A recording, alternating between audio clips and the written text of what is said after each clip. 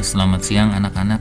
Kita ketemu lagi dalam pembelajaran produk kreatif dan kewirausahaan untuk kelas 12. Kali ini kita akan belajar tentang materi indikator keberhasilan tahapan produksi massal. Nah, tujuan pembelajarannya di sini adalah di mana peserta didik itu mampu menjelaskan tentang pengukuran keberhasilan produksi massal. Indikator itu merupakan suatu tanda atau suatu keadaan yang mampu atau bisa memperlihatkan tentang keberhasilan atau kegagalan sesuatu. Di sini di sini indikator keberhasilan tahapan produksi massal itu dibagi menjadi 3. Yang pertama adalah tentang keberhasilan manajemen produksi, kemudian tentang ukuran kinerja sistem produksi dan ukuran kinerja produktivitas mesin. Kita lihat dan kita bahas satu persatu. Di sini ada keberhasilan manajemen produksi itu dibagi menjadi 6 bagian. Yang pertama adalah produktivitas, kedua kapasitas, ketiga kecepatan pengiriman, keempat kualitas produk, yang kelima kecepatan proses, dan keenam adalah fleksibilitas. Nah, kita bahas yang produktivitas di sini. Jadi produktivitas itu dalam arti luas pengertian produktivitas menyangkut hubungan antara keluaran output dengan masukan input yang digunakan untuk menghasilkan output tersebut.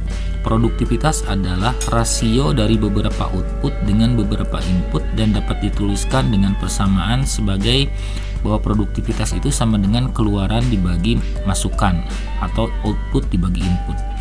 Dari rumus tersebut terlihat jelas bahwa produktivitas bukanlah merupakan ukuran dari produksi atau output yang dihasilkan, melainkan ukuran tentang tingkat penggunaan sumber-sumber untuk mencapai hasil yang diharapkan.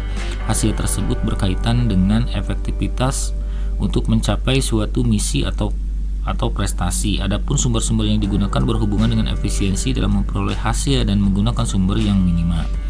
Dengan demikian, dalam produktivitas terdapat hubungan antara efisiensi dan efektivitas.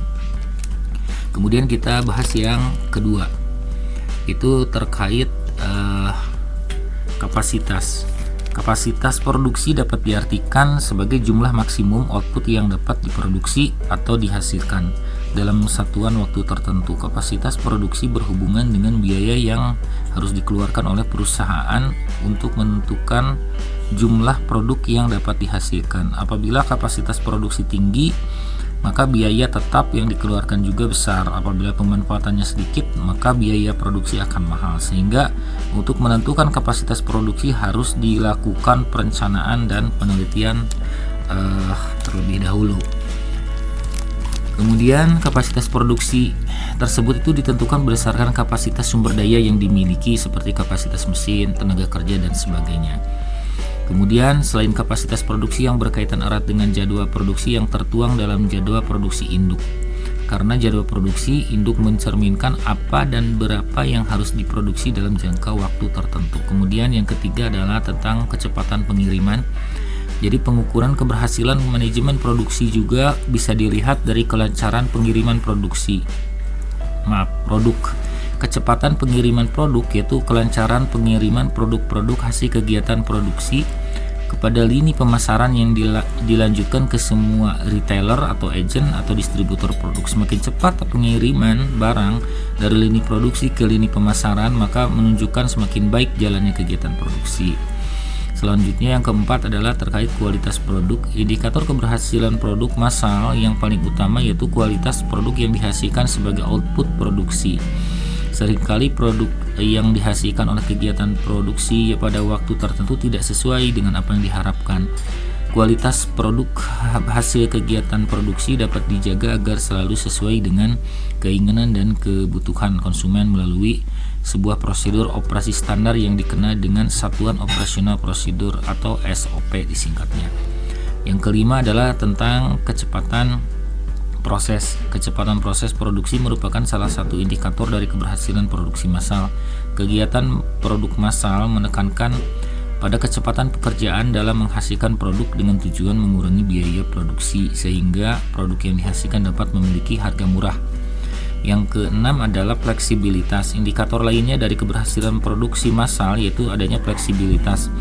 Artinya perusahaan tersebut memiliki kemampuan untuk memproduksi bermacam-macam produk tanpa adanya penambahan pada peralatan-peralatan maupun pada sumber daya lainnya. Kemudian kita akan membahas terkait dengan indikator keberhasilan produksi massal yang nomor 2 yaitu tentang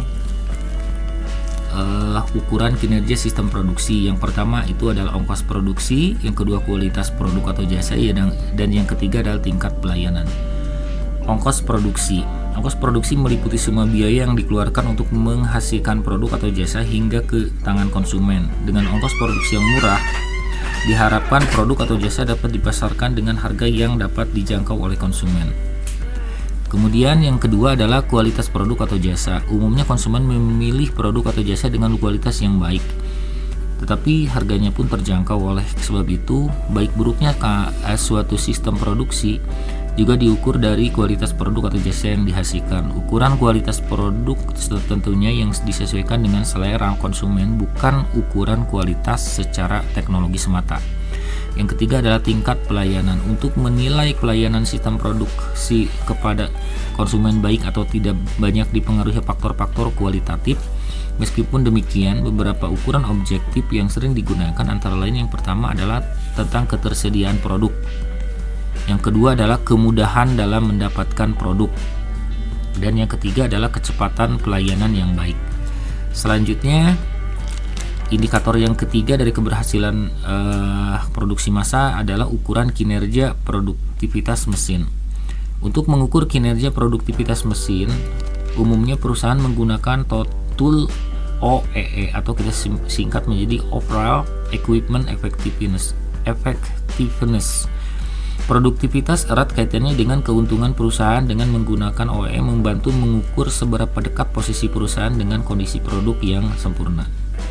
Kondisi produksi yang sempurna tersebut bisa diukur dari apakah perusahaan tersebut hanya memproduksi barang yang bagus dalam waktu secepatnya dan tanpa berhenti. OEE dihitung berdasarkan pada 3 indikator yaitu availability, performance, dan quality.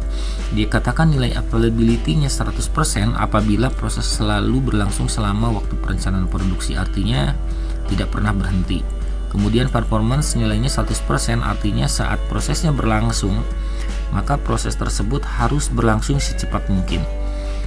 Begitu pula dengan quality, apabila nilainya 100%, artinya tidak ada kerusakan dan hanya memproduksi barang yang baik. Adapun langkah kunci bagi perusahaan untuk mengukur keefektifan program OEE dalam peningkatan produksi dapat dilakukan melalui beberapa tahap. Yang pertama, mulai dari pengukuran manual.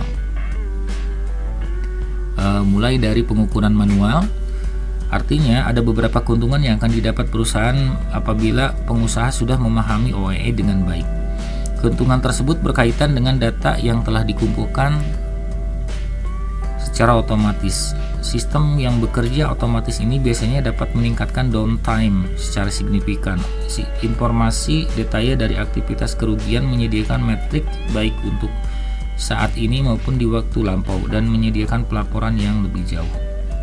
Yang kedua, fokus pada kerugian atau loss. Fokus pada kerugian merupakan kekuatan utama dari penerapan OEE. Artinya dengan pemahaman dan penerapan OEE, pengusaha harus mampu melakukan tindakan pengurangan dari kerugian, availability loss, performance loss, dan juga quality loss.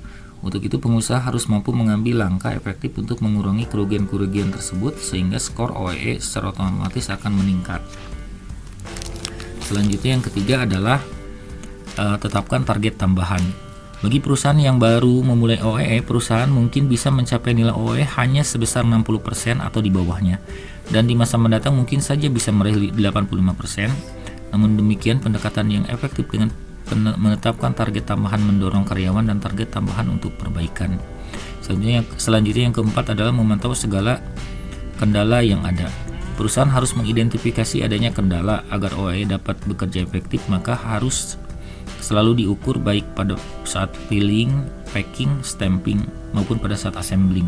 Langkah ini merupakan kendala dan langkah ini menjadi titik penting untuk mengetahui semua kerugian yang ingin dihilangkan, termasuk juga untuk kerugian di internal maupun eksternal. Hati-hati dalam yang selanjutnya, yang kelima adalah hati-hati dalam membuat perbandingan. Banyak perusahaan yang membandingkan nilai OOE antar divisi, area kerja, dan juga peralatan yang dipakai. Biasanya inilah yang menjadi sumber masalah. Perbandingan itu akan tepat jika perusahaan membandingkannya dengan peralatan yang sama saat proses produksi berlangsung untuk produk yang sama dan dengan kondisi yang sama. Nah, terima kasih atas perhatiannya. Wabillahi taufiq wa hidayah. Wassalamualaikum warahmatullahi wabarakatuh.